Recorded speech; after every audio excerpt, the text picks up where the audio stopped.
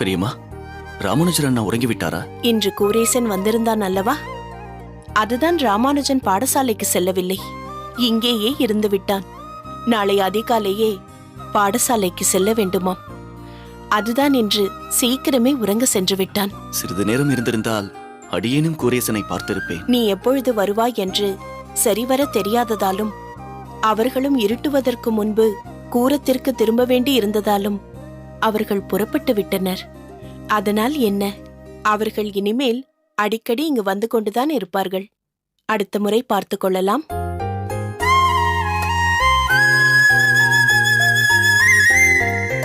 போதும் பெரியம்மா, போதும். இது என்னடா புது தயக்கம், புது சங்கோஜம்? அப்படியில்லை பெரியம்மா. பெரியப்பா இல்லாத இந்த சூழ்நிலையில் அடியேனும் எந்த வேலையும் செய்யாமல், எந்த தொகையும் கொடுக்காமல் இங்கேயே இருப்பது மனதிற்கு சங்கடமாக இருக்கிறது.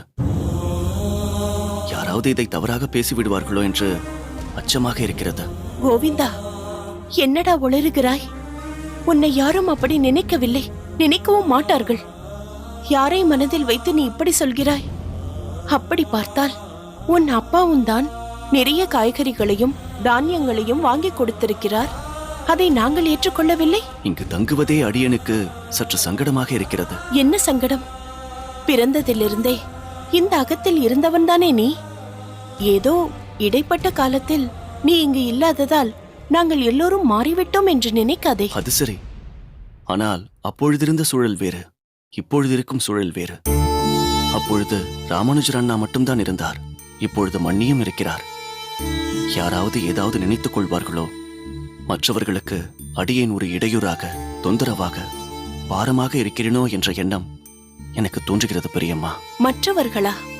மற்றவர்கள் என்று இங்கு யார் இருக்கிறார்கள்? ஒருவேளை தஞ்சாவை சொல்கிறாயா? அவளும் இந்த அகத்தில் ஒருத்திதான், அவளை பிரித்து பார்க்காதே. பெரியம்மா, தஞ்சாமணியை பற்றி அடியேன் குறிப்பாக எதுவும் சொல்லவில்லை. ஆனால் அவர்களுடைய பெற்றோர்கள் வரலாம். அவர்களுக்கு அடியேன் இங்கு தங்குவதில் உடன்பாடு இல்லாமல் இருக்கலாம். ஏதோ அடியேனின் தந்தை சொன்னதால் தட்ட முடியாமல் அடியேன் இங்கிருக்கிறேன். இருந்தாலும் சற்று சங்கடமாகத்தான் இருக்கிறது பெரியம்மா. ஏதாவது உளராதே கோவிந்தா. நீ எதை மனதில் வைத்து இப்படி பேசுகிறாய் என்று எனக்கு நன்றாக தெரியும். இதை பற்றி தஞ்சா தெளிவாகவே உன் அப்பாவிடம் சொல்லிவிட்டாள். அன்று நடந்ததற்கு வருத்தமும் தெரிவித்து விட்டாள். தேவையில்லாமல் எதையும் மனதில் போட்டு குழப்பிக் கொள்ளாமல் வயிறார அமுது செய். வளர வேண்டிய வயது, இப்பொழுதுதான் நன்றாக அமுது செய்ய வேண்டும். அங்கு திருப்புட்குழியில் கிடைத்ததை உட்கொண்டிருப்பாய். இங்கு வாய்க்கு ருசியாக செய்து போடுகிறேன், தயங்காமல் சாப்பிடு.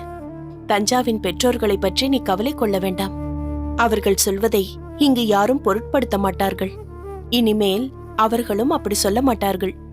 அப்படியே சொன்னாலும் அதை ராமானுஜனோ நானோ பெரிதாக எடுத்துக்கொள்ள மாட்டோம். நீ இருப்பது எங்களுடன், நாங்கள் யாரும் உன்னை அந்நியமாக நினைக்க மாட்டோம். தஞ்சாவையும் சேர்த்துதான் சொல்கிறேன். அதனால் உன் மனதை போட்டு குழப்பிக் கொள்ளாதே. இருந்தாலும் பெரியம்மா, இதோ பார் கோவிந்தா, சந்தர்ப்ப சூழ்நிலைக்கு ஏற்ப மாறுவதுதான் மனித சுபாவம். அதுதான் உலக நியதி. நான் முன்பு பார்த்த சிறு பாலகனாக பார்த்த கோவிந்தனாக நீ இப்பொழுது இல்லை. அதேபோல் நானும் முன்பிருந்த காந்திமதி இல்லை. ராமானுஜனும் சரி, தஞ்சாவும் சரி, முன்பிருந்தவர்கள் இல்லை. எல்லோரிடமும் காலம் ஒரு மாற்றத்தை ஏற்படுத்தும். அதை தவிர்க்க இயலாது. ஆனால் அந்த மாற்றம் நமக்கு ஒரு பக்குவத்தையும் புதிதான சிந்தனையையும் ஏற்படுத்தும். அதனால் சிந்தனையை சிறகடிக்க விடாமல், எந்த சலனமும் இல்லாமல், தயக்கமும் இல்லாமல் நீ எங்களுடன் இருக்கலாம். சொல்லப்போனால் நீ எங்களுடன் இருப்பதுதான் எனக்கு சந்தோஷமாக இருக்கிறது. ஒரு ஆத்ம திருப்தியை கொடுக்கிறது. என்ன, புரிந்ததா கோவிந்தா? சரி பெரியம்மா, சாப்பிடு.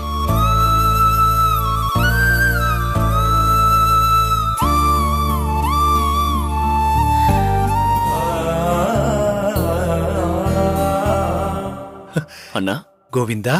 என்ன அண்ணா, உங்கள் முகம் சமீப காலத்தில் இந்த அளவிற்கு மலர்ந்து நான் பார்த்ததே இல்லை. கோவிந்தா, அடியேனும் ஒரு சராசரி மனிதன்தானே. எல்லோருக்கும் உள்ள அதே உணர்ச்சிகள்தான் என்னுள்ளும் இருக்கிறது. அந்த உணர்ச்சியின் வெளிப்பாட்டில் விகிதாச்சாரம் வேறுபடலாம்.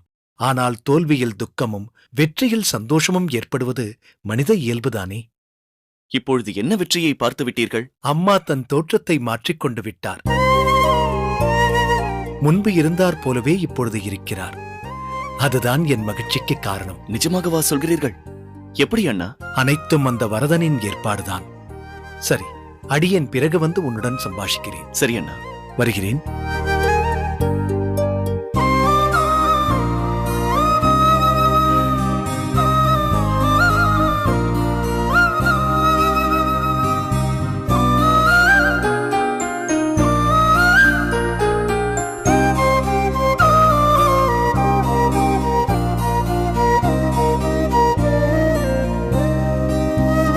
என்ன கோவிந்தா, என்னையே பார்த்து கொண்டிருக்கிறாய்? உள்ளே வா. பெரியம்மா, உங்களை இப்படி பார்க்கும் பொழுது எவ்வளவு சந்தோஷமாக இருக்கிறது தெரியுமா? இப்பொழுதுதான் ராமானுஜர் அண்ணா சொன்னார். அதான் உடனே உங்களை பார்க்க வந்தேன். இதை விட்டுவிட்டு முக்காடிட்டு என்ன கோலம் அது?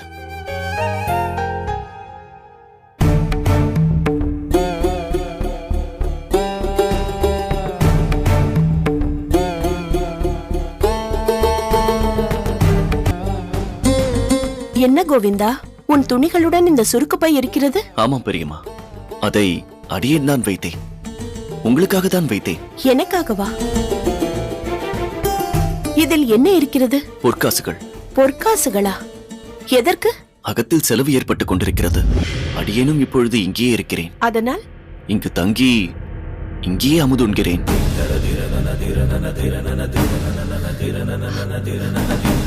அதனால் நீ உண்ணும் உணவிற்கு பணம் கொடுக்கிறாயா? மிகவும் சந்தோஷமாக இருக்கிறது கோவிந்தா, மிகவும் சந்தோஷமாக இருக்கிறது. எவ்வளவு சொன்னாலும் நீ மாற மாட்டாயா? என்னுடைய இந்த மாற்றத்தை விட உன்னுடைய மாற்றம்தான் அனைவருக்கும் பெரும் வேதனையை கொடுக்கிறது. அன்றாட ஜீவனத்திற்கே நாங்கள் கஷ்டப்படுகிறோம். உன்னை வைத்து காப்பாற்ற கூட வக்கில்லாதவர்களாகிவிட்டோம். அன்று ஏதோ சங்கோச்சப்படாமல் சாப்பிட என்றேன். அதற்கு நீ செய்யும் பதில் மரியாதையா இது? அதனால் நீ உன் பங்கிற்கு பொற்காசுகள் கொடுக்கிறாய். பெரியம்மா, அப்படித்தானே? மிகப்பெரிய மனிதனாகிவிட்டாயிடா கோவிந்தா, மிகப்பெரிய மனிதனாகிவிட்டாய். உன் ஒருவனால் எங்களுக்கு மிகுந்த பொருட்செலவு ஏற்படுகிறது பார். என்னையும் ராமானுஜனையும் அவமானப்படுத்த உனக்கு வேறு வழியே தெரியவில்லையா? இப்படி பொற்காசுகளை கொடுத்து இருவரையும் அவமானப்படுத்துகிறாயா, கேவலப்படுத்துகிறாயா? அப்படி பார்த்தால் சிறு வயது முதல் நீ இங்கேயே தானே இருந்தாய். உனக்கு எத்தனையோ நான் செய்திருக்கிறேன். அதையெல்லாம் கணக்கு பார்க்க முடியுமா? சரி, எங்கிருந்து வந்தது உன்னிடம் இவ்வளவு பொற்காசுகள்? உன் அப்பாவிடமிருந்து வாங்கி வந்தாயா? மரியாதையாக இதை திரும்ப பெற்றுக்கொள். நீயும் எனக்கு ஒரு மகன் தானடா. ராமானுஜன் எனக்கு எப்படியோ அதே போல்தான் நீயும். அப்படி இருக்கும் பொழுது என்னிடமே வந்து காசு கொடுக்கிறாயா? இந்தா, பெற்றுக்கொள். பேசி முடித்து விட்டீர்களா பெரியம்மா? பேசி முடித்து விட்டீர்களா? கொட்டி தீர்க்க வேண்டியதெல்லாம் தீர்த்து விட்டீர்களா? நீங்கள் என்னை என்னதான் கோபித்துக் கொண்டாலும் எனக்கு எந்த வருத்தமும் இல்லை. ஏனென்றால் இதை நான் எதிர்பார்த்ததுதான். இங்கு உட்கொள்ளும் உணவிற்காக இந்த காசை நான் கொடுக்கவில்லை. அப்படி ஒரு எண்ணம் உங்கள் மனதில் எப்படி தோன்றியது என்று எனக்கு ஆச்சரியமாக இருக்கிறது. ஆனால் நீங்கள் சொன்ன ஒரு வாக்கியம், அதிலேயே உங்கள் கேள்விகளுக்கும் கோபத்திற்கும் பதில் இருக்கிறது. நானும் ராமானுஜ அண்ணா போல் உங்களுக்கு ஒரு மகன் என்று சொன்னீர்களே, அது ஒன்றே எனக்கு போதும். ஒரு மகன் ஆற்ற வேண்டிய பணியை, கடமையைத்தான் நான் இப்பொழுது செய்திருக்கிறேன். அண்ணாவிற்கு கோவில்களுக்கு கொடுக்கும் திரவிய வியாபாரத்தில் நாட்டமும் இல்லை, அதற்குண்டான அவகாசமும் அவருக்கு இல்லை. அதனால் அந்த பொறுப்பை நான் ஏற்றுக்கொண்டேன். அந்த வியாபாரத்தில் கிடைத்த காசுதான் இது. மேலும் அண்ணா இந்த பணியை செய்யாததால் மண்ணி மனமுடைந்து போயிருக்கிறார்கள். அதையும் அடியேன் கவனித்தேன். அதனால்தான் அடியேன் இந்த முடிவெடுத்தேன். எனக்கோ பெரிதாக வேறு எந்த வேலையும் இல்லை. ஓய்வு நேரம் நிறையவே இருக்கிறது. அதை குடும்பத்திற்காக பயன்படுத்துவது என்று தீர்மானித்தேன். நீங்கள் சொன்னது போல் என் செலவை ஈடுகட்டுவதற்காக நான் இதை கொடுக்கவில்லை. நீங்கள் நினைத்தது போல் அப்பாவிடம் சென்று வாங்கவும் இல்லை. என்னுடைய இந்த விளக்கம் உங்களுக்கு சந்தோஷத்தை கொடுக்கிறதோ இல்லையோ, சமாதானத்தை கொடுக்கும் என்று நம்புகிறேன். இந்த காசு அடியேன் இங்கு தங்குவதற்காகவோ, இல்லை நீங்கள் சொன்னது போல் இங்கு உண்ணும் உணவிற்காகவோ இல்லை. இந்த குடும்பத்தில் நானும் ஒருவன் என்ற உணர்வின் காரணமாக கொடுக்கப்பட்டது. இதை என் பங்கு என்று நான் எதுவும் கருதவில்லை. என் கடமை என்று நினைக்கிறேன். கோவிந்தா, சற்று முன் சொன்னதையே திரும்ப சொல்கிறேன். ஆனால் இப்பொழுது பெருமையாக சொல்கிறேன். நீ நிஜமாகவே பெரிய மனிதனாகிவிட்டாய். பெரியம்மா, ஒரு சிறு வேண்டுகோள். என்ன? இந்த விஷயம் அண்ணாவிற்கு தெரிய வேண்டாம். அவர் அதை விரும்ப மாட்டார். புரிகிறது. இதை பற்றி நான் அவனிடம் எதுவும் கூற மாட்டேன். கவலைப்படாதே. உன்னிடம்தான் எவ்வளவு பக்குவம் ஏற்பட்டுள்ளது. அதுவும் நீ திருப்புட்குழி பாடசாலைக்கு செல்ல ஆரம்பித்த பிறகு. அது என்னவோ உண்மைதான் பெரியம்மா. பல பக்குவங்கள் ஏற்பட்டுள்ளது. சிலது எல்லோருக்கும் தெரியும், சிலது என் மனதிற்கு மட்டுமே தெரியும். மனதிற்குள் ஏற்பட்டிருக்கும் பக்குவத்தை நான் வெளிப்படுத்தி மற்றவர்களுக்கு சங்கடத்தை ஏற்படுத்த விரும்பவில்லை. ஏதேதோ சொல்கிறாய், எனக்கு ஒன்றும் புரியவில்லை. உரிய காலத்தில் எல்லாமே தெளிவாகிவிடும். சரி பெரியம்மா, நான் கோவிலுக்கு சென்று பெருமாளை சேவித்து விட்டு வருகிறேன். சரி.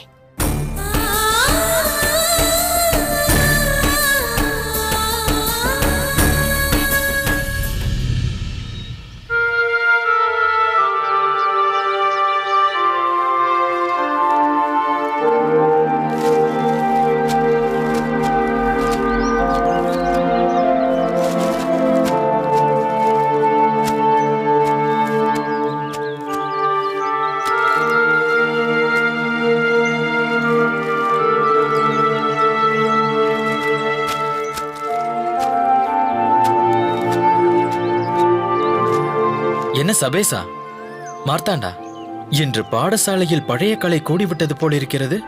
என்னடா புதிர் போடுகிறாய்? புதிரெல்லாம் இல்லை, பாடசாலை வளாகமே சுத்தபத்தமாக இருக்கிறது.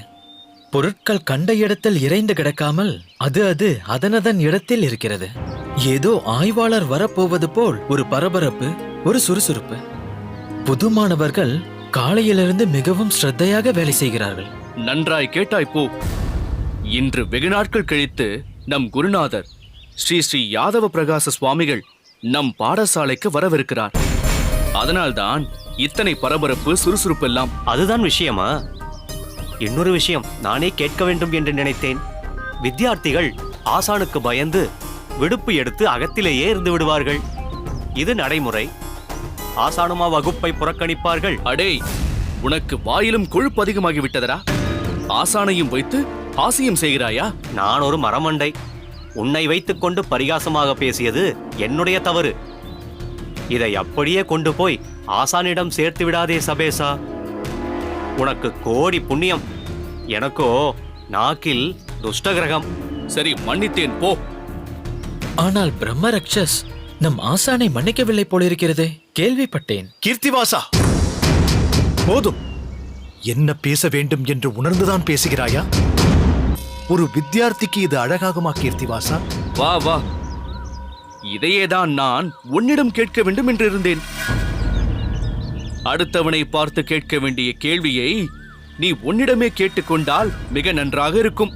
சபேசா, ஏன் தேவையில்லாமல் அண்ணாவிடம் வீண் வாதம் புரிகிறாய்? இவன் உனக்குத்தான் அண்ணன், அதுவும் ஒன்று விட்ட அண்ணன், எனக்கல்ல. என் மனதிற்கு நியாயம் என்று பட்டதை பளிச்சென்று நான் சொல்கிறேன். இதில் என்ன தவறு இருக்கிறது? சபேசா, இப்போது நீ என்ன சொன்னாயோ அதைத்தான் நானும் உனக்கு தெரியப்படுத்த விரும்புகிறேன். சாஸ்திரம் எதை நியாயம் என்று சொல்கிறதோ அதைத்தான் நானும் தெரியப்படுத்திக் கொண்டிருக்கிறேன்.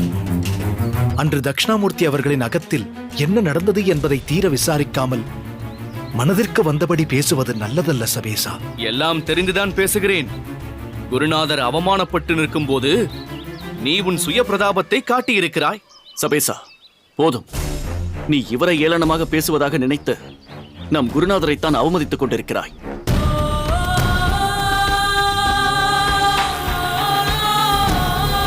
வந்தனம் குருநாதா. அமருங்கள் அமருங்கள்.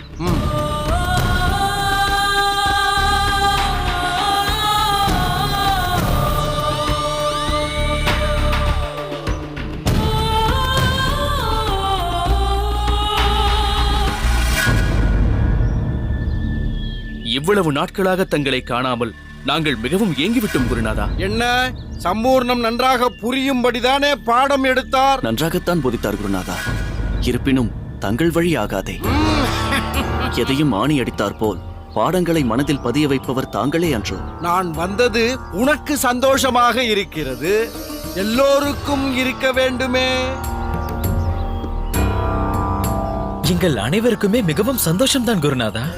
தங்களின் திருவாக்கால் இன்று நடத்தப் போகும் பாடத்தை எதிர்பார்த்து காத்திருக்கிறோம். இன்றைய பாடம் எதை மையமாக கொண்டு இருக்க போகிறது தெரியுமா? குரு கடாட்சம். அதாவது குருவின் திருவருள், குருவின் மேன்மை, குருவின் மகிமையை பற்றி நீங்கள் ஒவ்வொருவருமே உணர்ந்து அறிந்து உள்ளத்தில் பதிய வைத்துக் கொள்வது மிக மிக முக்கியம். எனவே நான் சொல்வதை கவனமாக கேளுங்கள். குருர் பிரம்மா, குருர் விஷ்ணுர், குருர் தேவோ மகேஸ்வரஹ, குரு சாட்சாத் பரபிரம்ம தஸ்மை ஸ்ரீ குரவே நமக. அதாவது குருவே பிரம்மா, குருவே விஷ்ணு, குருவே சாட்சாத் மகேஸ்வரன். அதாவது பிரம்மா, விஷ்ணு, மகேஸ்வரனுக்கு சமமான தெய்வமாக குருவை பாவிக்க வேண்டும். நாம் ஜீவிப்பதற்கு உணவு முக்கியம். அது எந்த அளவிற்கு முக்கியமோ வாழ்க்கையிலும் கல்வி அவசியம். அதை புகட்டுபவர் குரு. மனிதன் சுபாவத்தில் அஞ்ஞானிதான். அவனுக்கு ஞானம் புகட்டுபவர் குரு. அவனது ஞானக்கண்ணை திறப்பவர் என்னை போன்ற ஒப்பற்ற குரு.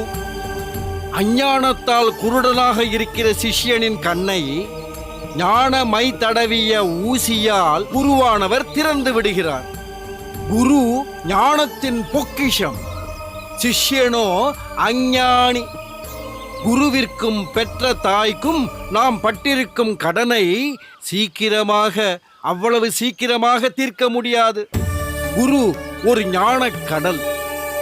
வேதத்தையும் வேதாந்தத்தையும் அறிவது என்பது குருவாலேயே சாத்தியம். வேதத்தின் பொருளை சரியாக கிரகித்துக் கொள்ள வேண்டுமெனில் சொற்களின் உச்சரிப்பு, ஸ்வரம் போன்றவற்றை குறித்த சிட்சா, சொற்களின் தூய்மையான வடிவம் மற்றும் பிரயோகங்களை விவரிக்கும் வியாக்கரணம், அதாவது இலக்கணம், மந்திரங்களின் அட்சரங்கள், மாத்திரைகளின் சேர்க்கைகளை விவரிக்கும் சந்தஸ், வேதத்தில் உள்ள சொற்களின் பொருளை விவரிக்கும் நிருத்தம், வேதம் விவரிக்கும் கர்மங்களுக்கு காலத்தை நிர்ணயம் செய்யும் ஜோதிஷம், வேதம் விவரிக்கும் கர்மங்களின் பிரயோக விதிகளை விவரிக்கும் கல்பம் போன்ற இவை 6 வேதத்தின் 6 அங்கங்கள். இதன் விவரத்தை பூரணமாக என்னை போல் உணர்ந்தவனே மேலான குரு. இப்படி பல விஷயங்களை அறிந்தவனே பூரண ஞான குரு. இதன் மகிமை இப்படி இருக்க, குருவை மிஞ்சிய ஒரு சிஷ்யன் இருப்பது சாத்தியமற்றது. சுவாமி, பொறுத்தருள வேண்டும். தாங்கள் இப்போது சொன்னீர்களே, குருவை மிஞ்சிய சிஷ்யர் ஒருவரும் இருக்க முடியாது என்று. அது நடைமுறை சாத்தியமற்று இருப்பதாகவே எனக்கு தோன்றுகிறது. எதை வைத்து நீ இப்படி சொல்கிறாய்? சமீபத்தில் நடந்த விஷயத்தை வைத்துதான் சொன்னேன் குருநாதா. தங்களை போன்ற பூரண குருவை மிஞ்சிய சிஷ்யனாக இதோ நம் அருகிலேயே இருக்கிறாரே இந்த ராமானுஜரை வைத்துதான் சொன்னேன்.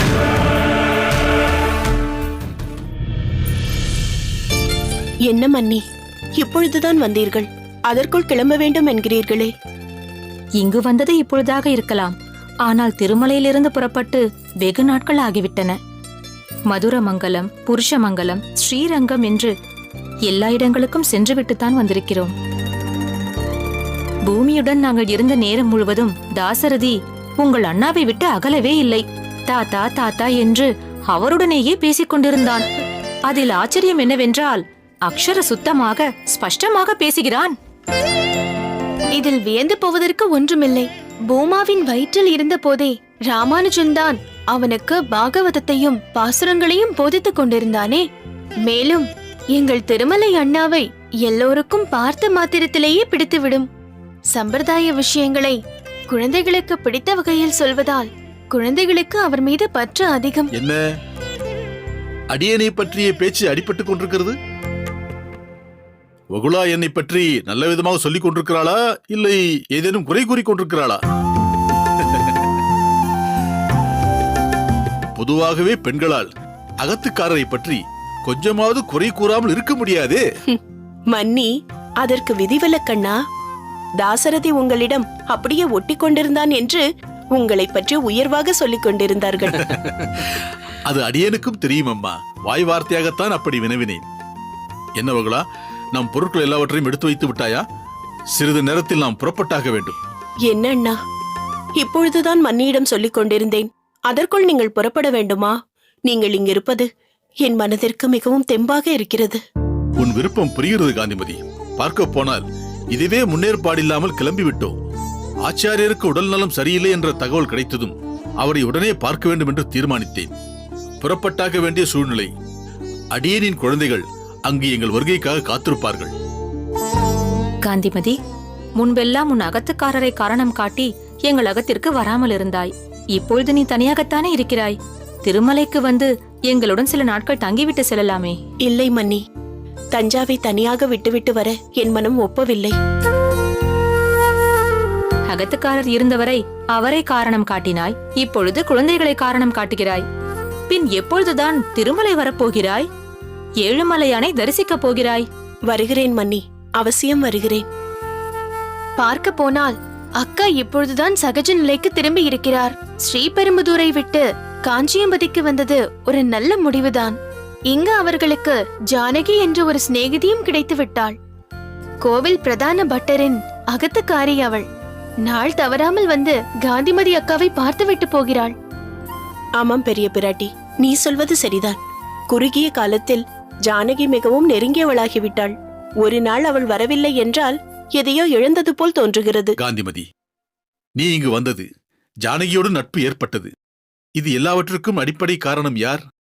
இதை ஏற்பாடு செய்து கொடுத்தது யார்? திருக்கச்சி நம்பி சுவாமிகள். அதனால் நாம் எல்லோரும் அவருக்கு நன்றி செலுத்த கடமைப்பட்டவர்கள். அதேபோல் காஞ்சி பட்டரையும் உங்களுக்கு அறிமுகப்படுத்தி வைத்தார். எப்படியோ நீ சற்றே சந்தோஷமாக இருக்கிறாய். இது அடியனுக்கு மிகுந்த மனசமாதானத்தை அளிக்கிறது. நீங்கள் சொல்வது முற்றிலும் உண்மை அண்ணா. திருக்கச்சி நம்பி சுவாமிகளை பற்றி நினைக்காமல் நான் ஒரு நாள் கூட இருந்ததில்லை.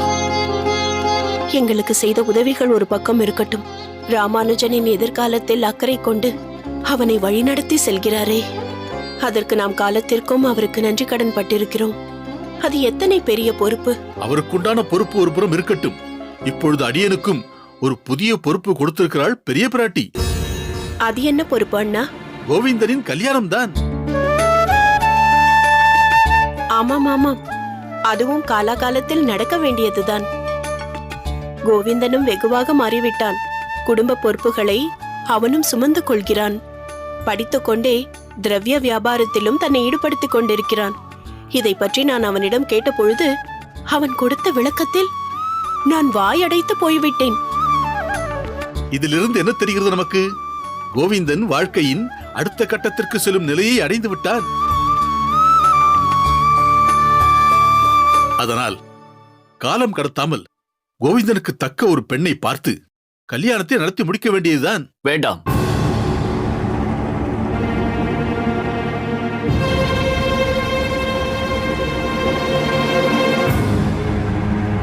என்னடா இது? நல்ல விஷயம் பேசிக் கொண்டிருக்கும் பொழுது அபசகுணமாக வேண்டாம் என்கிறாய்? அப்பா, நான் பலமுறை சொல்லிவிட்டேன் இதை பற்றி பேச வேண்டாம் என்று. ஒருவனுக்கு பக்குவம் வந்து பொறுப்புகளை ஏற்றுக்கொள்கிறான் என்றால் உடனே அவனுக்கு கல்யாணம் செய்து வைத்து குடும்பம் குழந்தை என்று சம்சார சாகரத்தில் மூழ்கடிக்க வேண்டுமா? ஏன், இதை தவிர உலகத்தில் வேறு எந்த விஷயமும் இல்லையா? நாம் பிறந்தது எதற்காகத்தானா? வாழ்க்கையில் சாதிக்க வேண்டியது எத்தனையோ இருக்கிறதப்பா. அப்படி என்றால் நாங்கள் எல்லோரும் பிறந்ததும் நடத்தும் வாழ்க்கையும் வியர்த்தம் என்கிறாயா? இல்லை எல்லாவற்றையும் கரைத்து குடித்திருக்கும் உன் மாமா திருமலை நம்பி அவர் வாழும் வாழ்க்கையும் உபயோகமற்றது என்கிறாயா? இல்லை எல்லாவற்றிற்கும் மேலாக உன் அண்ணன் ராமானுஜன் வாழும் வாழ்க்கையும் பயனற்றது என்கிறாயா? நான் யாரை பற்றியும் குறிப்பாக சொல்லவில்லை. ஒவ்வொருவருக்கும் அவரவர் விருப்பு வெறுப்பு என்றிருக்கும்.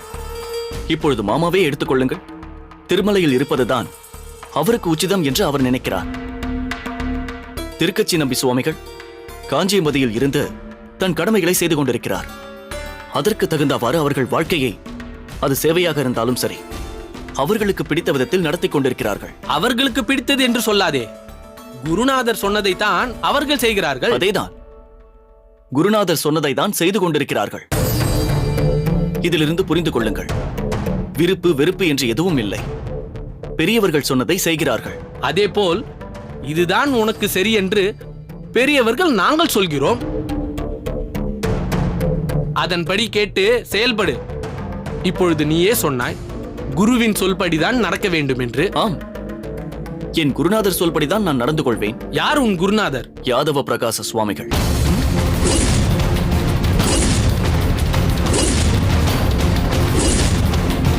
கோவிந்தா, அவர் உனக்கு கல்வி போதிக்கும் குரு, சம்பிரதாயத்தை போதிக்கும் குரு அல்ல. நீ எப்படி வர வேண்டும், என்னவாக ஆக வேண்டும் என்று தீர்மானிப்பவர் நமது ஆச்சாரியர் யமுனாச்சாரியர் சுவாமிகள் தான். தந்தையே, நான் இதுவரை அவரை பார்த்ததே இல்லை. அவரை பற்றி எந்த விஷயமும் எனக்கு தெரியாது. என் கண்முன் இருப்பவர் யாதவ பிரகாச சுவாமிகள் மட்டும்தான். அவர் காட்டும் பாதையில் மட்டும்தான் நான் செல்கிறேன். தயவு செய்து என்னை கட்டாயப்படுத்தாதீர்கள். என்ன இது? கிணறு வெட்ட பூதம் கிளம்பியது போல் நாம் ஏதோ பேசிக் கொண்டிருந்தால் இவன் வேறு ஏதோ பேசிக் கொண்டு போகிறான். முதலாவதாக கோவிந்தன் இங்கு இருக்கிறான் என்று தெரிந்திருந்தால் அடியேன் இந்த விஷயத்தை துவக்கியிருக்கவே மாட்டேன். இரண்டாவதாக, வேண்டாம் என்று பிடிவாதமாக இருப்பவனிடம் மீண்டும் மீண்டும் அதையே சொன்னால் அவன் பிடிவாதம் தான் அதிகமாகும். அண்ணா, ராமானுஜனும் இதையேதானே செய்தான். அப்பொழுது அக்கா பிடிவாதமாகத்தானே இருந்தார். ஆனால் அந்த அணுகுமுறை கோவிந்தனுக்கு சரிவராது. ராமானுஜன் ஒரு கட்டுப்பாட்டில் இருந்தான். ஆனால் எப்பொழுது கோவிந்தன் யாதவ பிரகாச சுவாமிகள் என்று ஒரு பெயரை குறிப்பிட்டு விட்டானோ அவன் நம்மை விட்டு சற்றே விலகி சென்று விட்டான் என்றுதான் பொருள். அதனால் இவனிடம் வேறு விதமாகத்தான் செயல்பட வேண்டும். அண்ணா, எனக்கு என்னவோ கவலையாக இருக்கிறது. கவலை வேண்டாம் பெரிய பிராட்டி. பொறுப்பை அடியேன் ஏற்றுக்கொண்டிருக்கிறேன். அதை எப்படி வெற்றிகரமாக முடிக்க வேண்டும் என்பதும் அடியேனுக்கு நன்றாக தெரியும்.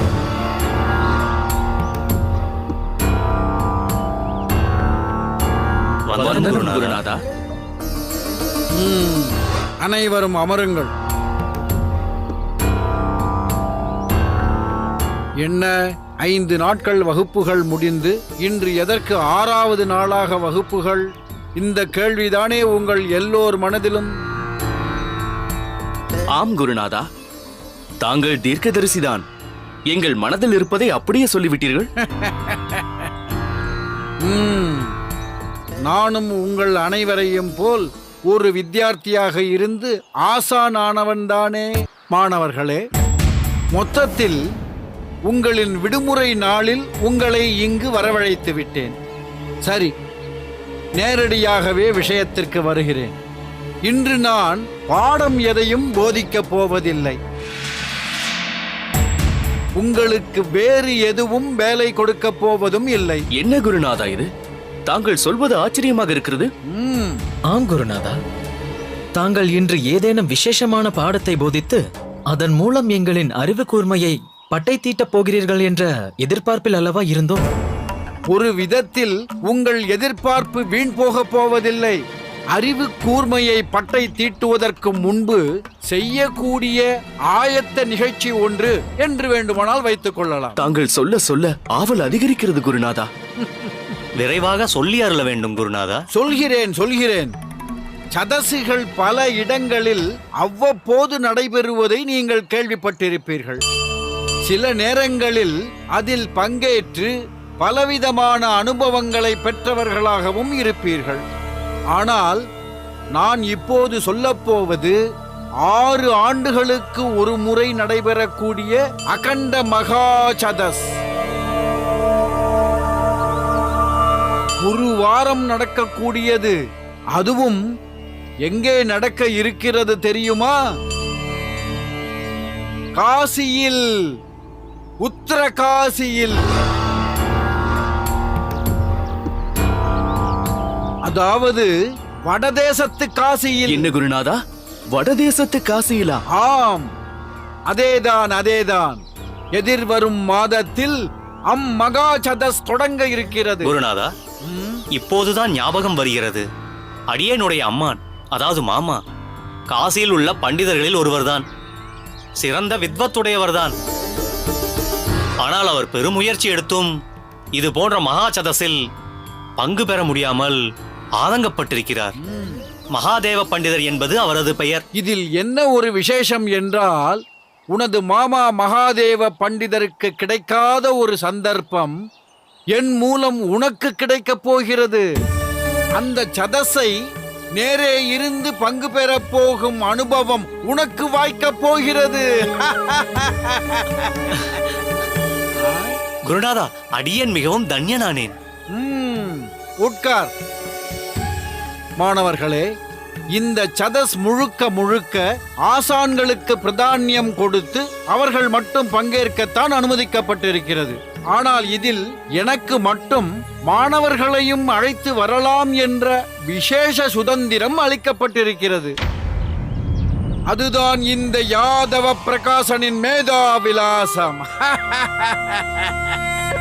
இதில் பங்கேற்க போகும் உங்களில் பலர் பிற்காலத்தில் ஆசானாக போகும் விசேஷ பாக்கியம் பெறப் போகிறார்கள் என்ற எதிர்பார்ப்பு அங்குள்ள பண்டிதர்களுக்கு ஏற்பட போகிறது. ஒரு ஆசான் எப்படி நடந்து கொள்ள வேண்டும் என்ற பயிற்சியை, முக்கியமாக சதஸில் எப்படி விவாதிக்க வேண்டும் என்ற பயிற்சியை நான், இந்த யாதவ பிரகாசன், உங்களுக்கு அந்த சதஸின் மூலம் அளிக்க இருக்கிறேன். பாக்கியம் குருநாதா, அஹோ பாக்கியம். தங்களுடன் வர இன்றே சித்தமாக இருக்கிறோம். இது எங்களுக்கு கிடைத்த பெரும் பேறு சுவாமி. அடியேன் அவசியம் வருகிறேன். தாங்கள் சொல்லும் போதே என் தேகமெல்லாம் சிலிர்க்கிறது சுவாமி. அவசியம் அடியேன் வர இருக்கிறேன் சுவாமி. வரத்தானே போகிறீர்கள். வந்து பேரானந்த அனுபவம் பெறத்தானே போகிறீர்கள். கோவிந்தா, உனக்கு காசிக்கு வர விருப்பம் தானே? எவ்வளவு பெரிய சதஸ்! அதில் தாங்கள் நடுநாயகமாக. சதஸ் நிறைவடையும் போது நாங்கள் எல்லோரும் அடையப் போகும் உயர்நிலை, இதையெல்லாம் இப்போதே அடியனின் மனம் எண்ணி எண்ணி வேகிறது குருநாதா. அவசியம் அடியேன் வந்தே தீருவேன். பார்த்தாயா உன் தம்பி கோவிந்தனின் ஆர்வத்தை? உனக்கும் அந்த ஆர்வம் இருக்க வேண்டாமா? நீ என்ன செய்வாயோ ஏது செய்வாயோ, எல்லோரும் வருகிறார்கள். நீயும் காசிக்கு வருகிறாய். என்ன கோவிந்தா? ஆம் சுவாமி, அடியேன் நிச்சயம் என் பெரியம்மாவிடம் பேசி அனுமதி வாங்கி விடுகிறேன். அண்ணா நிச்சயம் நம்மோடு காசிக்கு வருவார். பலே பலே, நீ விவேகி, நீ சாமர்த்தியசாலி. ராமானுஜா, பிறகென்ன, கவலைப்படாமல் என்னோடு வா. பிறகு கவலையற்ற பெரும் பயனை நீ அடைவாய். இல்லையா கைலாசம்? உண்மை குருநாதா, உண்மை. சரி, நாம் மீண்டும் அடுத்த வகுப்பில் சந்திப்போம். புறப்படுங்கள். வருகிறோம் குருநாதா. நீ மேலும் மேலும் படிக்கிறேன் என்கிறாய். ஆனால் அகத்திலோ நாங்கள் 2 பெண்கள் தனியாக இருக்கிறோம். நீ எப்பொழுது காசிக்கு சென்று எப்பொழுது திரும்பி, அதுவரை நாங்கள் இருவரும் எப்படி தனித்திருப்பது? இதையெல்லாம் நினைத்து பார்த்தாயா? பெரியம்மா, நீங்கள் தேவையில்லாமல் கவலை கொள்ள வேண்டாம். ராமானுஜர் அண்ணாவுடன் நானும் தானே போகப் போகிறேன். கோவிந்தா, முதலில் நான் என்ன சொல்கிறேன் என்பதை புரிந்து கொள். ராமானுஜன் இல்லாத நாட்களில் நாங்கள் இங்கு எப்படி தனித்திருப்பது என்று கேட்டுக்கொண்டிருக்கிறேன்.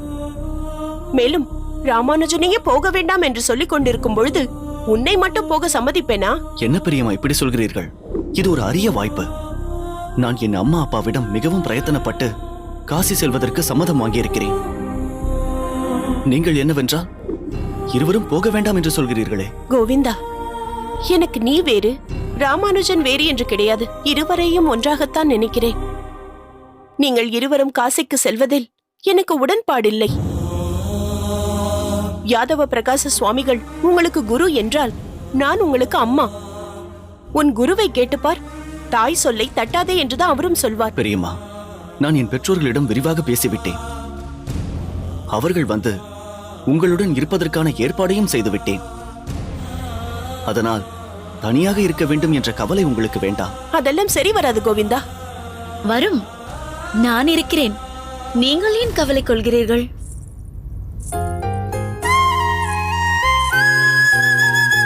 காந்திமதி மாமி, முதல் முறையாக உங்களுக்கு இப்படி ஒரு சூழல் வருவதால் உங்கள் தயக்கமும் பயமும் எனக்கு புரிகிறது. என் கல்யாணத்திற்கு முன் என் அகத்தில் நான் இருந்த பொழுது என் அப்பா பல சமயங்களில் இப்படித்தான் பல ஊர்களுக்கு செல்ல வேண்டிய கட்டாயம் ஏற்படும். ஏனென்றால் அவர் ஒரு வேத வித்து, 4 வேதங்களும் தெரிந்தவர். சோமசேகர சர்மா என்றால் வேத விற்பனர்கள் மத்தியில் மிகவும் பிரசித்தம். அப்பொழுதெல்லாம் நானும் என் அம்மாவும் தனியாகத்தான் இருந்திருக்கிறோம். ராமானுஜனை பொறுத்தவரை இதைப்போல் ஒரு வாய்ப்பை தவற விடுவது தவறு. இதைப்போல் 4 இடங்களுக்கு சென்றால்தான் இவனுக்கு ஒரு நல்ல அனுபவம் ஏற்படும். மற்றவர்களுக்கும் இவன் கீர்த்தி புலப்படும். அது மட்டுமல்ல, நாளையே ராமானுஜன் ஒரு ஆசானாக உருவெடுக்கும் பொழுது இப்படிப்பட்ட பயணங்கள் அத்தியாவசியமாகிவிடும். தஞ்சா, உனக்கும் சொல்கிறேன், இவன் புகழ் பெற்றால் அதில் உனக்கு நிச்சயம் பங்கும் இருக்கும், சந்தோஷமும் இருக்கும். அதனால் அவனை கட்டுப்படுத்தி ஒரு எல்லைக்குள், ஒரு சிறு வட்டத்திற்குள் நிறுத்தி விடாதே. என்ன மாமி, நீங்களும் திருக்கச்சி நம்பி சுவாமிகளைப் போலவே பேசுகிறீர்கள்? நாங்கள் இருவரும் சேர்ந்து வாழும் சந்தர்ப்பமே இல்லாமல் ஆகிவிடும் போலிருக்கிறதே. தஞ்சா, திருக்கச்சி நம்பி சுவாமிகள் சொல்வதிலும் எந்த தவறும் இல்லை. இப்போது மாமி சொல்வதிலும் எந்த தவறும் இல்லை. மிகவும் யதார்த்தமாகத்தான் மாமி பேசுகிறார். அதற்கு காரணம், அவர் அகத்துக்காரர் அவரை பக்குவப்படுத்தி இருக்கிறார். அந்த பக்குவம் உங்கள் இருவருக்கும் இன்னும் வரவில்லை. நீங்கள் எந்த கவலையும் கொள்ள வேண்டாம். ராமானுஜன் நல்லபடியாக சென்று வரட்டும். உங்கள் துணைக்கு நான் இருக்கிறேன். உங்கள் வீண் பிடிவாதத்தால் இவர்களுடைய எதிர்காலத்தில் எந்த பாதிப்பும் ஏற்படக்கூடாது. அதற்காக நாளை நீங்களே வருந்த வேண்டி வரும். என்னவோ ஏதேதோ காரணமும் சமாதானமும் சொல்கிறீர்கள். அவரவர் இஷ்டப்படி என்ன செய்ய வேண்டுமோ செய்து கொள்ளுங்கள்.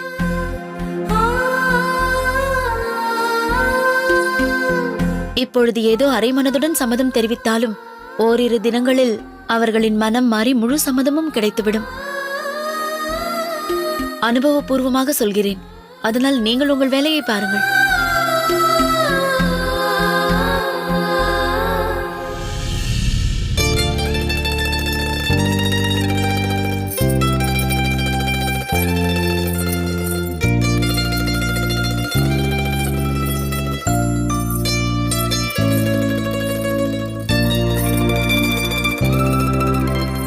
என்ன, புறப்படுவதற்கு தேவையான எல்லா பொருட்களையும் எடுத்து வைத்து விட்டீர்களா? முக்கியமாக ஆகார விஷயங்கள், பருப்பு பொடி, புளிக்காய்ச்சல், அவல் பொரி, நெற்பொரி இத்தியாதி இத்தியாதி. என்ன சுவாமி, மீண்டும் பழையபடி மாறிவிட்டீர்களா? இல்லை பெரிய பிராட்டி, இவை எல்லாம் எனக்காக கேட்கவில்லை. நான் அடியோடு மாறி வெகு காலம் ஆகிவிட்டது. நெடுந்தூர பயணமாக இருப்பதால் இவையெல்லாம் இவர்களுக்கு அவசியம் தேவைப்படும். இவர்கள் செல்வதோ ஒரு சந்நியாசியுடன். அவரோ அவருக்கு உண்டான உணவு வகைகளைத்தான் எடுத்து செல்வார். பொதுவாக கனிகளாக இருக்கும். மற்றவர்களை பற்றிய சிந்தனை பொதுவாக அவர்களுக்கு இருக்காது. அதனால் முடிந்தவரை நமக்கு தேவையான உணவை நாமே எடுத்து செல்வதுதான் சரி. ராமானுஜா, அங்கு காசிக்கு சென்றதும் என் நண்பன் சந்திரசேகர சர்மாவை சென்று பார். ஒரு காலத்தில் என்னுடன் பாடசாலையில் படித்தவன். பிறகு காசிக்கு சென்று அங்கேயே நிரந்தரமாக தங்கிவிட்டான். ஆனால் இருவரும் இதுவரை தொடர்பில் இருந்து கொண்டுதான் இருக்கிறோம். காசியில் இருந்து அவனுக்கு தெரிந்தவர்கள் யாராவது இங்கு வந்தால் நான் அவர்களுக்கு உதவி புரிவேன். அதேபோல் இங்கிருந்து யாராவது எனக்கு வேண்டப்பட்டவர்கள் அங்கு சென்றால் அவன் உதவுவான். அவனும் ஒரு வேத வித்து. காசியில் மிகவும் பிரசித்தி பெற்றவன். சித்தப்பா, நீங்கள் கூறுவதெல்லாம் சரிதான். ஆனால் அடியேனோ அடியேனின் குருநாதருடன் இருப்பேன். அதனால் மற்றவர்களை சந்திக்கும் வாய்ப்பு அடியேனுக்கு கிடைக்குமா என்பது தெரியவில்லை. உனக்கு கிடைக்காவிட்டால் என்ன, அந்த சதஸுக்கு அவனும் வருவான். உன்னை சந்திக்க சொல்கிறேன். அது ஒரு புறம் இருக்கட்டும். ஆனால் நீ செய்ய வேண்டிய முக்கிய காரியம் ஒன்று இருக்கிறது. இப்பொழுதுதான் நீ முதல் முறையாக காசிக்கு செல்கிறாய். அங்கு அத்திம்பேருக்கு நீ தர்ப்பணம் செய்ய வேண்டும். ஏனென்றால் அது முக்தி கஷேத்திரம் என்று சொல்லப்படுகிறது. அங்கு வரை செல்வதால் இந்த காரியத்தையும் செய்துவிட்டு வா. அவசியம் செய்கிறேன். செய்ய மாட்டேன் என்றோ செய்யக்கூடாது என்றோ இல்லை. ஆனால் ஒரு விஷயம், நீங்கள் எல்லோரும் ஒரு விஷயத்தை நன்றாக புரிந்து கொள்ள வேண்டும். அப்பாவிற்கு இனிதான் முக்தி கிடைக்க வேண்டும் என்பதில்லை. ஸ்ரீவைகுண்டத்தில் அவருக்கு மிகப்பெரிய சேவை கொடுக்கப்பட்டிருக்கும். ஏனென்றால் அப்பா அப்பேற்பட்ட ஸ்ரீ வைஷ்ணவர், பாகவதோத்தமர், சாஸ்திர விஷயங்களையும் அனுஷ்டானங்களையும் முறையாக பின்பற்றியவர். இவை எல்லாவற்றையும் மீறி பகவானின் நாமாவளியில் அவருக்கு அதீத நம்பிக்கை இருந்தது. அதை சதா சர்வ காலமும் ஹரிநாமத்தை அவர் ஜபித்துக் கொண்டே இருப்பார். இதுதான் அப்பாவிற்கு இருந்த மிகவும் சிரேஷ்டமான குணம். அதனால் அவர் பகவானின் திருவடியை அடைந்திருப்பார். இதில் எந்த மாற்றுக் கருத்தும் இல்லை. இத்தருணத்தில் வேறொரு விஷயத்தையும் அடியேன் சொல்ல விரும்புகிறேன். காசியில் யாருடைய உயிர் பிரிகிறதோ அவர்களுக்கு முக்தி உடனடியாக கிடைக்கும் என்பது ஐதீகம். சராசரியான மனிதன் வேறு எங்காவது மாண்டால் அவனுக்கு தர்ப்பணம், சிரார்த்தம் என்பதெல்லாம் செய்ய வேண்டி உள்ளது. ஆனால் காசியில் உயிர் துறப்பவர்களுக்கோ இதெல்லாம் அவசியமில்லை என்று கூறப்பட்டுள்ளது. அதற்கு காரணம், அங்கு ஒருவர் மடிந்தவுடன் அங்கு குடிகொண்டுள்ள அந்த காசியை பரிபாலித்துக் கொண்டிருக்கும் காசி விஸ்வநாதர் இறந்தவர் உடலின் காதருகே சென்று ராம ராம ராம என்று 3 முறை கூறுவதாக சொல்லப்படுகிறது. அந்த ராமநாமத்தை அவர் சொல்வதால்தான் அந்த ஆத்மாவிற்கு உடனே முக்தியும் கிடைக்கிறது. அதன்பின் அந்த ஆத்மாவிற்கு எந்தவிதமான தர்ப்பணமோ வேறு ஏதோ காரியமோ சடங்குகளோ செய்ய வேண்டிய அவசியமே இல்லை. இதுதான் அந்த க்ஷேத்திரத்தின் விசேஷம். இதைத்தான் அப்பா எப்பொழுதும் சொல்லிக் கொண்டிருப்பார். அதனால் அவருக்கு முக்தி கிடைத்திருக்குமா என்ற சந்தேகம் தேவையற்றது. ஆனால் அந்த வம்சாவளியில் வருபவர்கள் சில சாஸ்திரங்களுக்கு உட்பட்டு சில காரியங்கள் செய்ய வேண்டியதால் உங்கள் விருப்பப்படி என் குருநாதரிடம் அனுமதி பெற்று காசிக்கு அருகே இருக்கும் ஹரித்வாரத்திற்கு சென்று காசி விஸ்வநாதரிடம் பிரார்த்தித்துக் கொள்கிறேன். சரி, நேரமாகிக் கொண்டிருக்கிறது, புறப்படலாம்.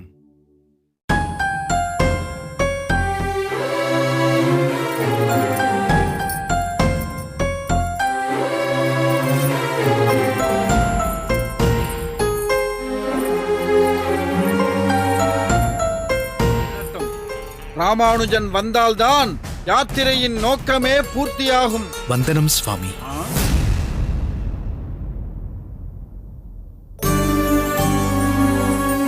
வந்தனம் குருநாதா. வந்து விட்டீர்களா? உங்கள் இருவருக்காகத்தான் காத்திருக்கிறோம். என்ன ராமானுஜா, கோவிந்தா, வெறுங்கையோடு வந்திருக்கிறீர்கள்?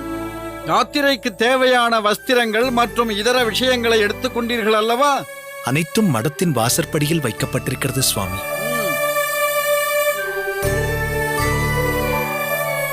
யாதவா, இந்த குழந்தைதான் ராமானுஜனா? ஆமம்மா, இவன்தான் ராமானுஜன். சுவாமி, தாயார் யார்? நீதான் சொல்லிவிட்டாயே, என்னுடைய தாயார்தான் இவர்.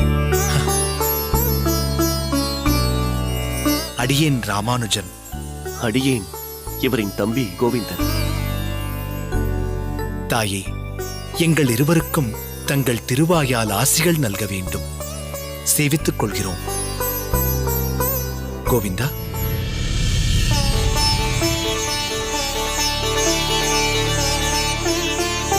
தீர்க்காயுசுடனும் திடகாத்திரத்துடனும் பேரோடும் புகழோடும் விளங்குவீர்களாக. எழுந்திருங்கள். ராமானுஜா, இச்சிறிய வயதில் பெரியவர்களை மதிக்க வேண்டும் என்ற உங்களது பரிவும் கனிவான பேச்சும் இந்த முதியவளை கொள்ளை கொண்டு விட்டதப்பா. அனைத்திற்கும் எங்கள் பெற்றோர்களே காரணம் தாயே. நல்ல பெற்றோர்கள். கோவிந்தா, என்றும் உன் அண்ணனுக்கு நீ உறுதுணையாக இருக்க வேண்டும் அப்பா. ஆகட்டும் தாயே. உங்கள் இருவரை பற்றியும் நான் கேள்விப்பட்டிருக்கிறேன். நேரில் பார்க்கும்போது சூரியனையும் பூரண சந்திரனையும் ஒன்றாக பார்ப்பது போல் இருக்கிறது. மனதிற்கு நிம்மதியாக இருக்கிறது. க்ஷேமமாக இருப்பீர்கள். காசியில் உங்கள் நோக்கமெல்லாம் நிறைவேறட்டும். அந்த ஆசிகளை எனக்கும் கொடுங்கள் தாயே. நல்ல விஷயமானால் அதுவும் நிறைவேறட்டும். சரி குருநாதா, காலம் விரயமாகிக் கொண்டிருக்கிறது. புறப்படலாமா? ஆமாம் ஆமாம், இனி தாமதம் கூடாது. குறித்த காலத்தில் குறித்த காரியம் நடந்தாக வேண்டும். அம்மா, நாங்கள் புறப்படுகிறோம். சரி, பத்திரமாக போய் வா. போய் வருகிறோம் தாயே. ஆகட்டும் அப்பா. அனைவரும் நலமோடு சென்று வாருங்கள்.